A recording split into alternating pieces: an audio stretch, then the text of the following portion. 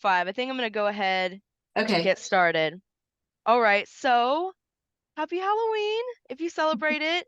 And it is Domestic Violence Awareness Month. And for this month, I wanted to cover specifically the LGBTQ plus community and how DV can show up in queer relationships specifically.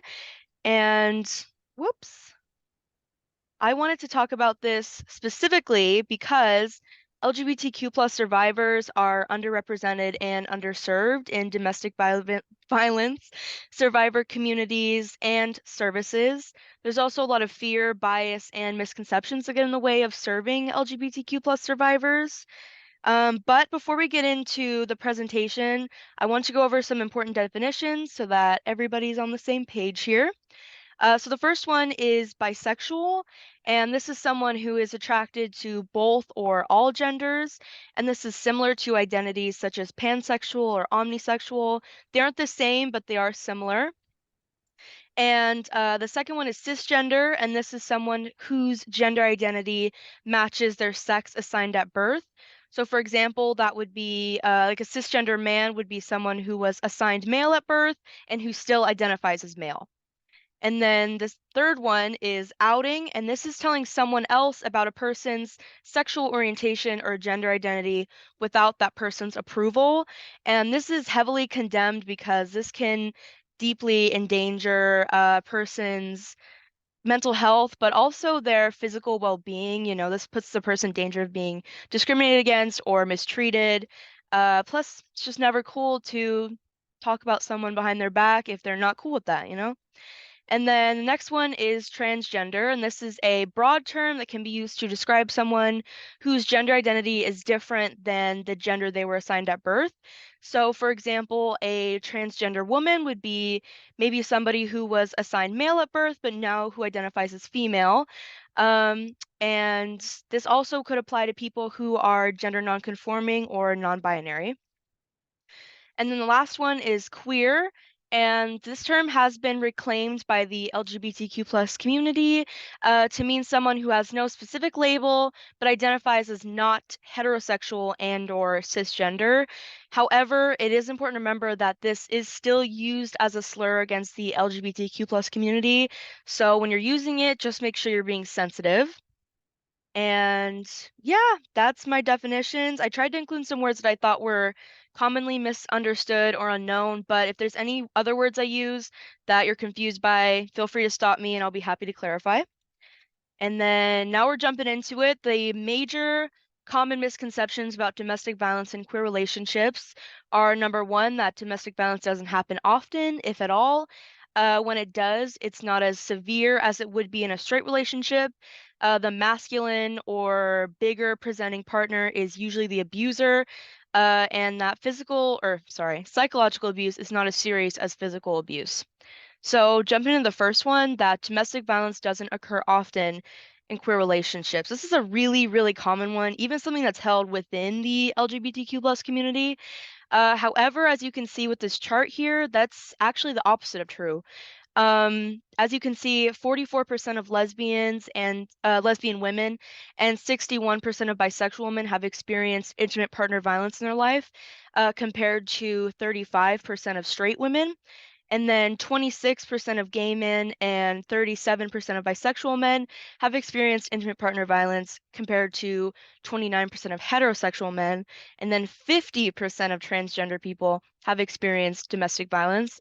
So I can see actually it is a lot more common in queer relationships than it is in straight ones. And also that bisexual women and transgender people experience the most violence out of anybody else. Unfortunately, that is not true. And then the second one, that when domestic violence does occur, it's not as severe as straight relationships. And domestic violence is just as bad, just as harmful, no matter who it's happening to or what kind of relationship it's occurring in. And actually, queer victims are more likely to experience certain kinds of abuse, such as here that trans victims are more likely to experience domestic violence in public. Transgender victims are also more likely to experience threats, intimidation, harassment, and police violence. And bisexual victims are more likely to experience sexual violence. So not only does it's just as bad as a straight relationship, we're also more likely to experience certain kinds of abuse. And then the third one, this is also a really big one that I think is present in not only queer relationships, I think this misconception kind of permeates in every kind of relationship, that the bigger or more masculine presenting partner is usually the abuser. Uh, Definitely not true. Anybody can be an abuser regardless of how they present. Uh, and yeah, I think this idea comes from the stereotypical idea of what a domestic violence relationship looks like, which is usually an aggressive cis straight man and a passive cis straight woman. And I think that's also why queer people often aren't considered in conversations about domestic violence, because that's just not what people think of when I think of a domestic violence situation. It's not what's depicted in the media, and it's not what's really talked about. And also, people tend to correlate a larger, more masculine appearance with more testosterone, and then more testosterone with more aggression. So you can kind of see how these two things tie together to create this incredibly common misconception. And then, last but certainly not least, is that psychological abuse is not as serious as physical or sexual violence. Abuse is abuse, like I put here, no matter what kind of abuse it is, whether it is psychological, emotional, physical, or sexual, it is extremely harmful and it leaves long-term effects on the victim. And this kind of abuse, psychological, emotional abuse, can go unnoticed for a long time, even years, because it's harder to spot than physical abuse.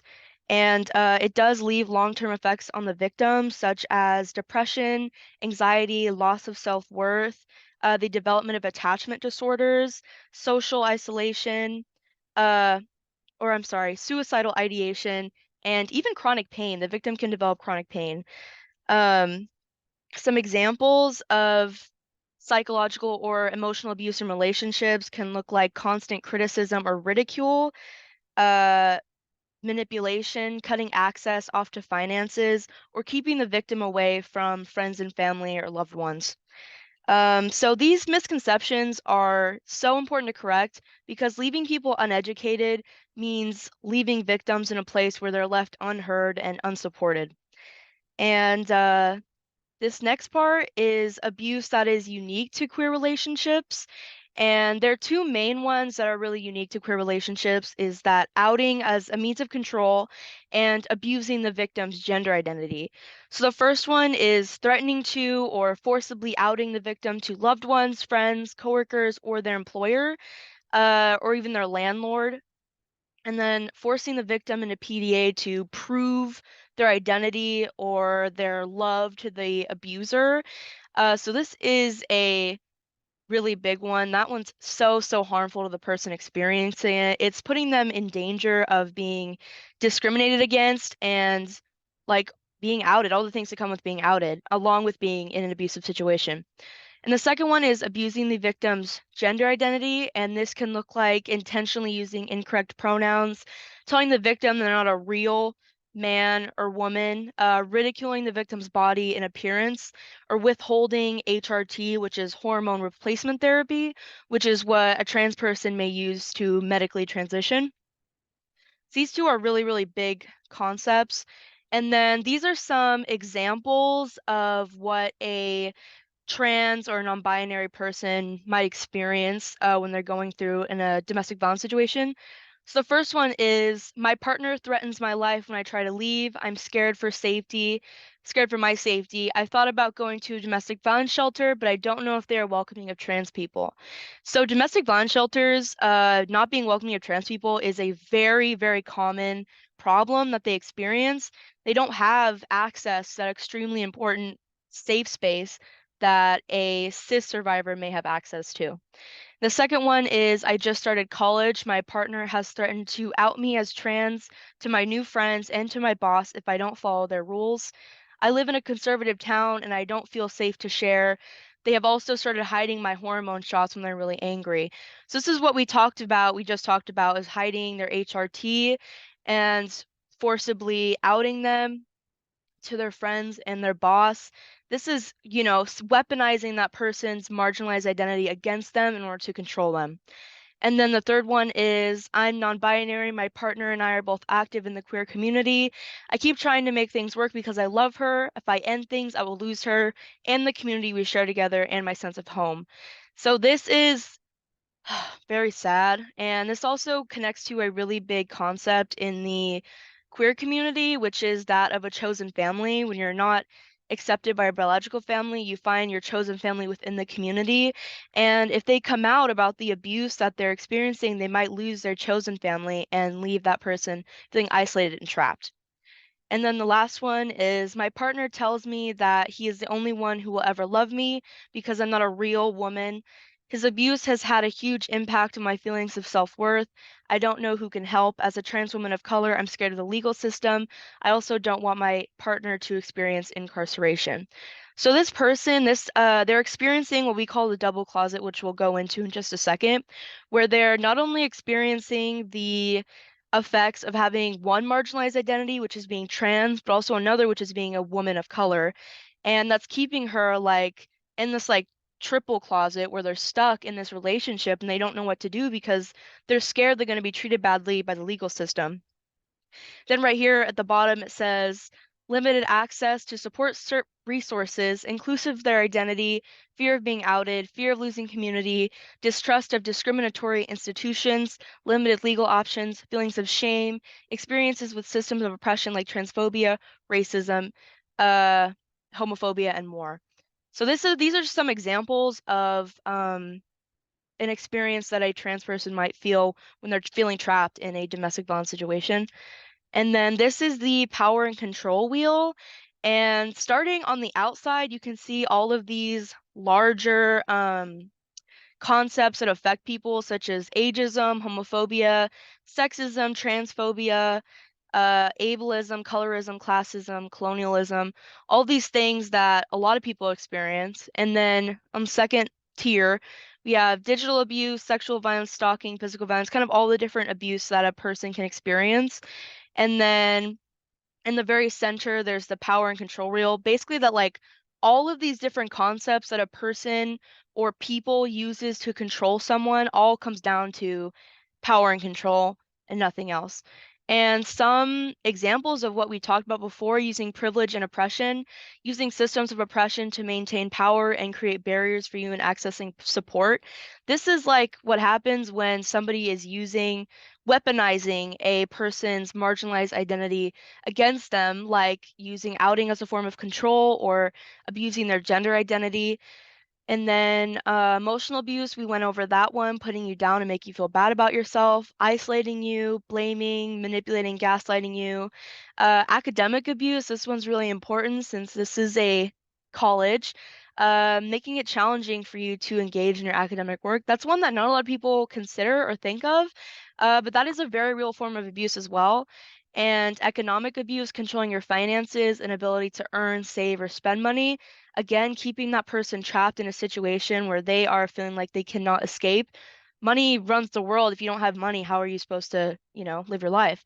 And then using children and animals, using those you care about to control you and ensure you act in a certain way. So that's the power and control wheel. All of these things, like I said, go down to power and control. None of it is anything else. It's just the system of oppression or people or a specific person trying to exert power and control you. And then this is the double closet. This is the concept I mentioned earlier. And I think this is a great visual of what this concept is.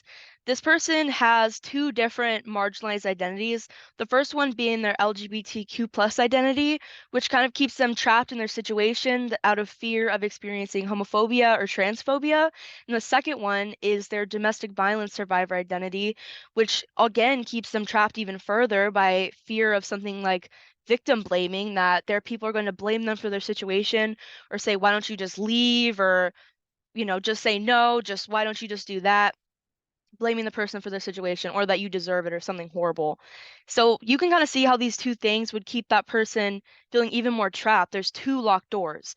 And then you could even add more doors too if you add more marginalized identities on top of that, such as being a person of color or being disabled.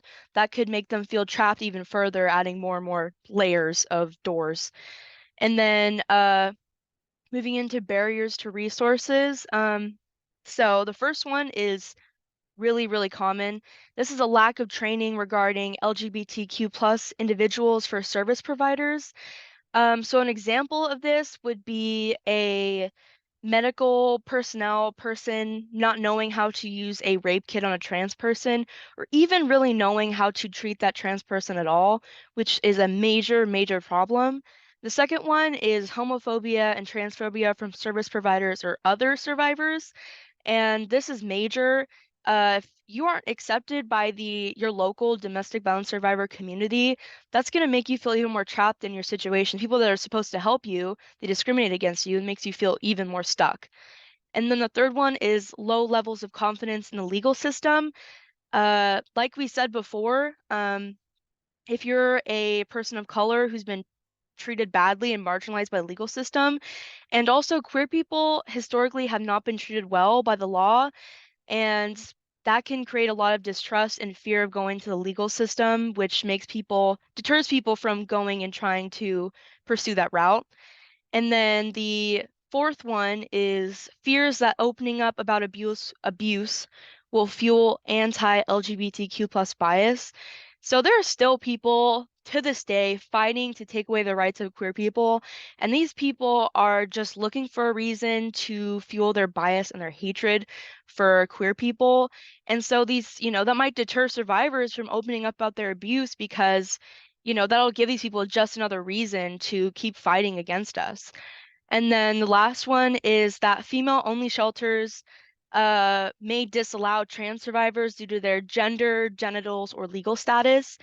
Like I said before, that is a huge, huge resource. That is safety. That is a support space. That is so, so important for people trying to flee an abusive situation. And trans people are denied that. And not only trans people, but also men can experience this issue too. Because, like I said, a lot of them are female only. So it not only impacts trans people, but also men.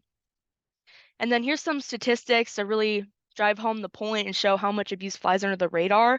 That is that 45% of victims don't report violence to the police. And as of 2012, fewer than 5% of survivors sought orders of protection. So that's just showing how many queer people are really just fighting this battle alone without any help from the legal system at all. And then now that we know what the problem is and we're really bummed out about everything, we can ask, how can we help this problem? What can we do to help? So I put it into three different categories, which is respect, understand, and participate. So the first one, respect. I would say if you take anything from this presentation, you take away this is the most important part, I believe, is to respect the victim's identity, preferred name, and preferred pronouns. And this is just so major. Doing that will make that person feel so much more comfortable with you and that much more safe with you about opening up about what they're going through. And if you maybe feel awkward, not really knowing how to bring up that question, how to ask, you could say something like, "Hi, my name is so and so. My pronouns are she, her, or he, him, or whatever you prefer. What's yours?" That way, you're bringing it up when you meet them, you're normalizing the discussion of pronouns, and then you can learn what they prefer. And also, it's important to make sure that when you're talking about this person, other people, that you're using their preferred name and preferred pronouns. Unless that person specifically asks you not to, you want to make sure that you're respecting them even when you're talking to other people. And you should understand that the survivor may not want to pursue traditional routes of justice or services. There can be many reasons behind this. Some of this could be the low levels of confidence or not wanting their partner to be incarcerated, like in that one example. There's so many reasons that could go into this, and understanding that it not only applies to queer survivors, but also every kind of survivor. It's just important to respect how the survivor wants to go about getting out of their situation. And then the last one is participate. If you're already here and watching this and you're participating, you're doing great work. But participating in additional training on how to care for and support LGBTQ plus survivors. So this is really big if you're somebody who's a service provider, such as in the medical field, or if you work with the public. This is, it's a major problem. Not a lot of people really know how to treat uh, LGBTQ plus people. So that's really important that you know to do that. And then there's so many, if you, sorry, I'm getting mixed up here. Um, if you aren't in those categories, if you don't work with the public, if you're not a service provider, then you could still be a force for good by educating yourself on LGBTQ plus issues. And there are so many countless resources online that are free and educational where that can get you to do that. And even just, like I said, just respecting people, just educating yourself on issues when you can, just that is a major, major help. And then these are some LGBTQ plus friendly resources. These are some really, really major ones. So the first one is the network or LA Red, and they have a bilingual 24-hour hotline. And what's really unique about them is they serve those who are LGBTQ plus, polyamorous, and who participate in kink or BDSM.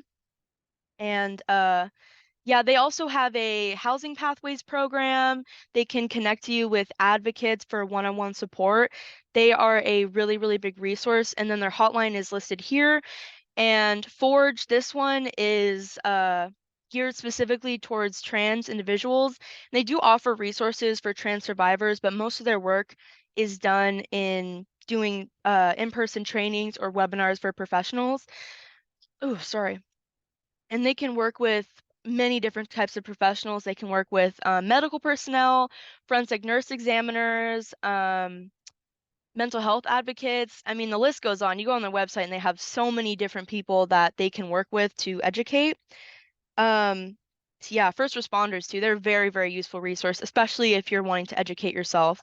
And then the Anti-Violence Project, they also have another 24-hour bilingual crisis hotline, and they have a ton of services for survivors.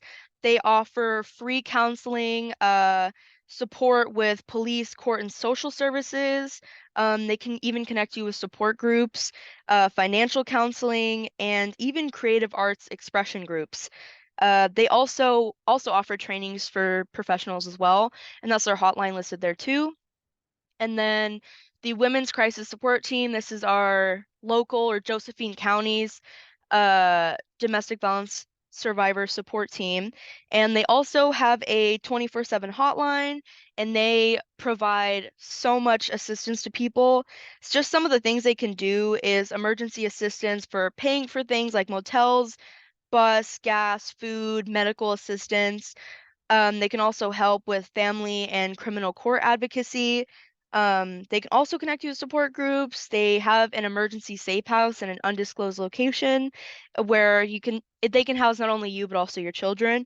And they're not geared specifically for LGBTQ plus people, but they do appear to be allies and they're for everyone, not just women. And of course, the RCC Counseling Department, we're here for you as well. We offer 100% free, confidential, short-term counseling with licensed counselors. You get 8 free sessions. And then after that, if you feel that you still need counseling, we can refer you out.